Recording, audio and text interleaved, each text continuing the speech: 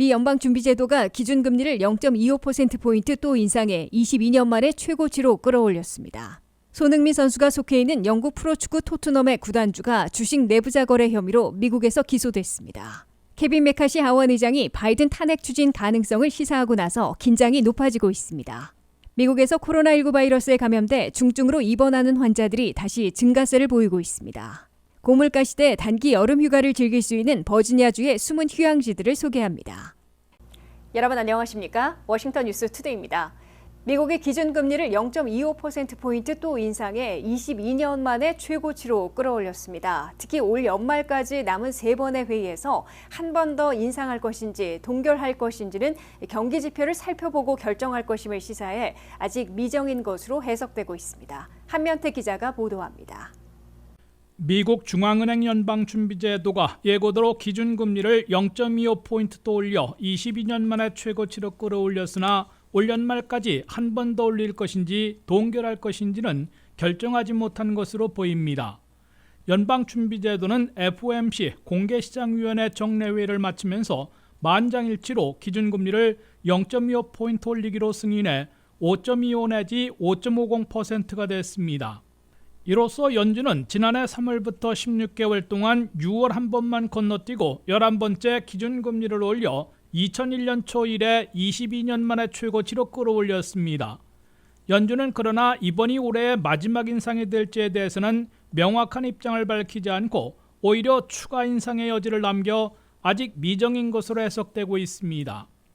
연준은 성명에서 위원회는 계속 추가 정보를 평가하고 통화정책의 의미를 보게 될 것이라고 밝혀 앞으로 나올 고용지표와 물가지수에 따라 기준금리를 결정하게 될 것으로 예고했습니다.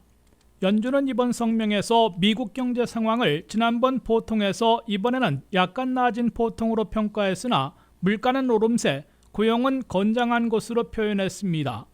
이는 당초 7월이 올해의 마지막 인상이 될 것이란 분석가들과 투자자들의 예상과는 달리 연준은 추가 인상 여지를 열어놓은 것으로 월스트리트저널과 CNBC 등 미 언론들은 해석했습니다.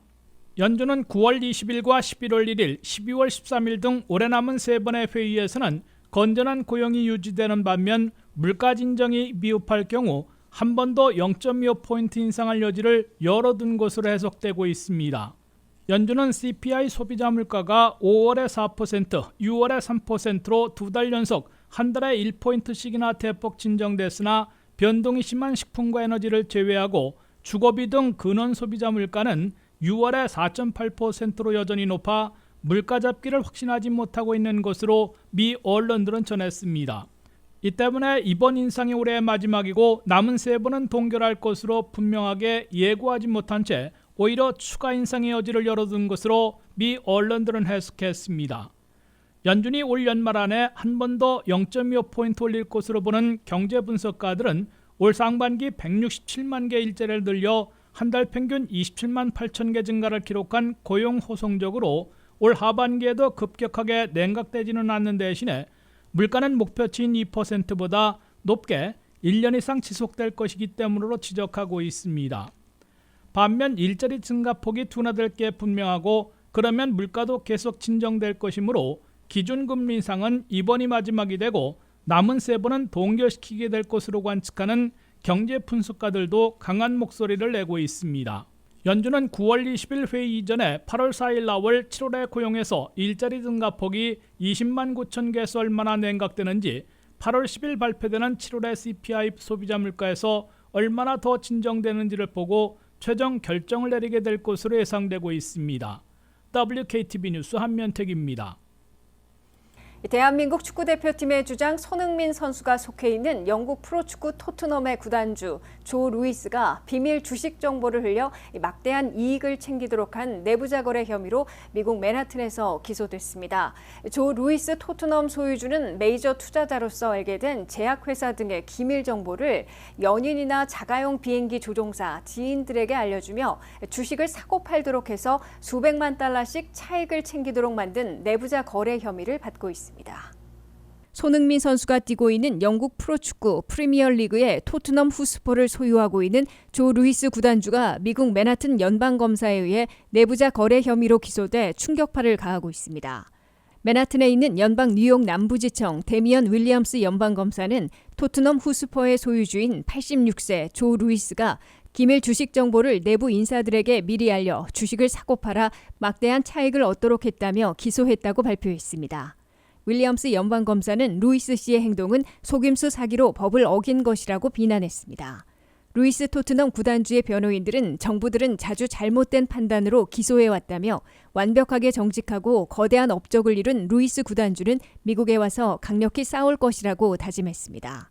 연방검사의 기소장에 따르면 루이스 토트넘 구단주는 주요 투자자나 큰손으로부터 미리 알게 된 기밀 정보들 가운데 주로 신약 개발과 유망한 임상 결과가 발표되기 전에 자신의 여자친구나 연인인 개인 비서, 자가용 비행기 조종사, 지인 등에게 알려 주식을 사게 한 것으로 나타났습니다. 심지어 자가용 비행기 조종사 2명에게는 50만 달러씩 돈을 빌려주면서 신약 개발과 유망한 임상실험 결과를 곧 발표할 회사의 주식을 대거 사들이도록 했습니다. 암치료제와 같은 유망한 임상실험 결과가 공식 발표되자 하루에 해당 제약회사의 주가가 급등했고 곧바로 되팔도록 꺼내 수백만 달러씩 차익을 챙기도록 했습니다. 연인으로 있는 한 개인 비서에게 기밀 정보를 알려주며 해당 제약사의 주식을 대거 사들이도록 한 후에 임상 결과를 공식 발표하자 주가가 하루에 17%나 급등했는데 곧바로 되팔아 투자액의 2배인 85만 달러를 챙기게 만든 것으로 나타났습니다. 조 루이스 구단주는 지난 2001년에 토트넘 후스퍼 구단을 사들였으며 현재는 데니얼 레비 회장에게 축구 구단 업무를 모두 맡기고 소유주로만 남아 있습니다. 루이스 구단주는 포브스지의 추산으로 61억 달러의 자산을 보유하고 있고 스포츠 구단뿐만 아니라 부동산, 바이오테크 등에 집중 투자하고 있습니다. 또한 피카소와 드가 등 저명 화가들의 그림을 수집해온 인물로도 알려져 있습니다. 루이스 구단주는 타이거 우즈, 어니엘스 등 유명 프로골퍼들과도 깊은 친분을 쌓아왔으며 2010년에는 유명 가수 겸 작곡가 저스틴 팀벌레이크와 바하마의 리조트를 함께 건축하기도 했습니다. 케빈 메카시 하원 의장이 바이든 탄핵 추진 가능성을 시사하고 나서 긴장이 높아지고 있습니다. 메카시 하원 의장은 당초 바이든 탄핵 추진을 거부해왔으나 당내 보수 강경파들의 강한 압박을 받자 아들 헌터 바이든 스캔들을 내세워 하원 탄핵 조사 쪽으로 향하고 있다고 언급했습니다. 보도에 한면태 기자입니다. 공화당 하원이 바이든 탄핵 쪽으로 기울고 있어 워싱턴 정치권에 먹구름이 서서히 짙어지고 있습니다. 공화당 소속 케빈 메카시 하원 의장이 연일 바이든 탄핵 조사 쪽으로 향하고 있다고 발언하고 나섰습니다. 메카시 하원 의장은 팍스뉴스 인터뷰와 기자 브리핑 등을 통해 하원 감시 책임위원회의 조사 결과 대통령 아들인 헌터 바이든의 금전 거래에서 새로운 증거들이 발견됐다면서 우리는 정보와 증거를 따라 움직이고 있기에 탄핵 조사 수준으로 올라가고 있다고 밝혔습니다. 메카시 하원 의장은 조 바이든 대통령은 2020 대선전을 비롯해 그동안 수차례 아들 헌터 바이든을 비롯한 가족 중에 누구도 외국으로부터 돈을 받은 적이 없다고 부인해왔으나 조사하면 할수록 다른 증거들이 나오고 있다고 지적했습니다. 메카시 하원 의장은 그동안 바이든 탄핵 추진에는 근거가 부족하다며 부정적인 입장을 취해왔으나 여러 상황 변화에 따라 바이든 탄핵 추진으로 방향을 틀고 있는 것으로 뉴욕타임스는 보도했습니다. 공화당 하원 내 보수 강경파들이 강하게 바이든 탄핵 조사를 압박하고 있고 26일 헌터 바이든이 세금 보고와 관련된 경범죄 혐의에는 유죄를 시인한 반면에 세 번째 트럼프 기소가 임박해지는 등 여러 상황이 한꺼번에 전개되고 있습니다. 공화당 하원은 헌터 바이든이 중국 회사들로부터 투자금 명목 등으로 수백만 달러를 받아 비즈니스 거리에서 아버지의 영향력이 개입됐을 의혹이 있다고 제기해왔습니다. 특히 찰스 그래슬리 공화당 상원의원은 최근 바이든 대통령 부자가 우크라이나 등으로부터 수백만 달러의 뇌물을 받았다는 제보를 받았다고 공표하고 나서 파문을 일으키고 있습니다. 연방 하원에서 공화당이 바이든 탄핵 조사를 추진하더라도 중도파들의 반기로 과반인 218표를 넘을지 확신할 수 없는 데다가 연방 상원은 민주당이 다수당을 차지하고 있어 3분의 2인 67표의 지지를 모으기는 거의 불가능한 상황입니다. 오히려 공화당은 하원에서 바이든 탄핵 조사에 착수하는 것만으로도 모든 입법 사안들을 블랙홀처럼 빨아들이게 만들어 내년 선거 전에 내세울 성과를 마련하지 못하는 부작용을 겪을 것으로 지적되고 있습니다. 바이든 대통령이 이겼던 지역구에서 선거를 치러야 하는 공화당 하원의원들이 특히 역풍을 우려하고 있어 바이든 탄핵 조사안이 하원 전체회에서 가결될지 불투명한 것으로 계산되고 있습니다. 공화당 하원의원은 현재 222명에 불과해 4-5명만 이탈하면 과반인 218표에 미달해 바이든 탄핵 조사안을 실제로 착수할 수 없게 됩니다. WKTV 뉴스 한면택입니다. 미국 내에서 코로나19 바이러스에 감염돼 중증으로 입원하는 환자들이 한 주간 7,100명대로 다시 증가해 우려가 되살아나고 있습니다. 올 1월에 3만 내지 4만 명대에 비하면 아직 6분의 1 수준이지만 늦가을부터 겨울철인 11월부터 새해 1월 중순까지 기승을 부리지는 않을지 우려되고 있습니다. 추방된 것 같았던 코로나19 바이러스가 아직도 인류를 괴롭히고 있습니다. 미국 내에서도 코로나19 바이러스에 감염돼 중증으로 입원하는 환자들이 다시 증가세를 보이고 있습니다.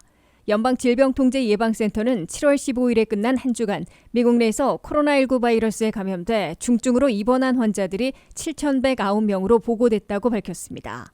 이는 전주까지의 6,500명 안팎에서 10% 이상 증가한 것이어서 보건당국을 긴장시키고 있습니다. 인구가 가장 많은 캘리포니아에서 이 주간에 1,195명이 코로나19 바이러스에 감염돼 입원했습니다. 플로리다에서는 1,197명이, 텍사스에서는 651명이 중증으로 입원해 3개 주들에서 주로 발생했습니다. 이 주간에 중증 입원 환자들은 뉴욕이 403명, 버지니아는 122명, 메릴랜드는 75명으로 나타났습니다. 이와 함께 응급실에 실려온 환자들 중에서 코로나 바이러스 감염으로 확진된 비율을 보면 7월 21일 현재 0.73%로 한 달 전에 0.49%에서 크게 늘어났습니다. 중증 입원 환자들이 10% 이상 늘어났고 응급실 방문 환자들 중에 확진 비율이 높아져 CDC를 비롯한 연방과 지역 보건당국이 경계령을 내리고 있습니다.